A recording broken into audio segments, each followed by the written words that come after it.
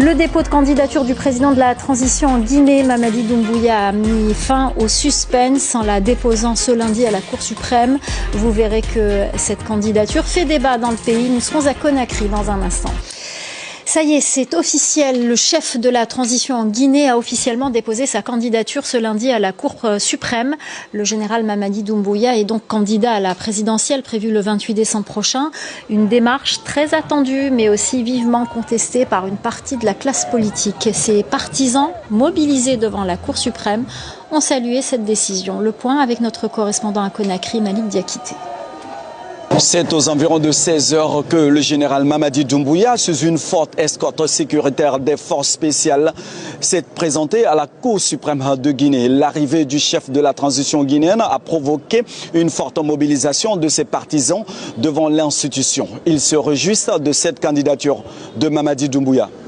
Il a écouté le peuple et nous lui disons merci. Le reste, nous sommes là pour mouiller le maillot pour lui, pour l'accompagner et tout faire pour qu'il ait au moins 90% de l'électorat. Ça veut dire que le président est à l'écoute du peuple. Le peuple de Guinée a demandé à ce qu'il se présente. Il a écouté. Aujourd'hui, il a déclaré sa candidature.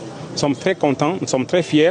Mais cette candidature suscite de vives polémiques. Plusieurs leaders politiques qui n'ont pas souhaité ouvertement s'exprimer dénoncent la candidature du général Mamadi Doumbouya et appellent la communauté internationale à réagir. Ils estiment que cette candidature remet en cause la neutralité du processus électoral et risque d'accentuer les tensions politiques dans le pays. En déposant sa candidature, le général Mamadi Doumbouya a levé le dernier voile de la transition. Celui qui avait juré de ne pas se présenter est désormais dans la course pour ses partisans. C'est l'accomplissement d'une promesse, celle de sauver la Guinée jusqu'au bout. Mais pour beaucoup d'autres, c'est une trahison silencieuse, un parjure politique qui replonge le pays dans le cycle qu'il prétendait briser.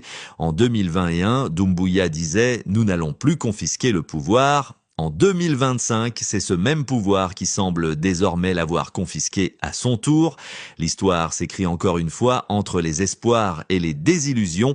Et la vraie question n'est plus « Doumbouya sera-t-il élu ?» mais plutôt « La Guinée a-t-elle encore la force de croire à la parole donnée ?»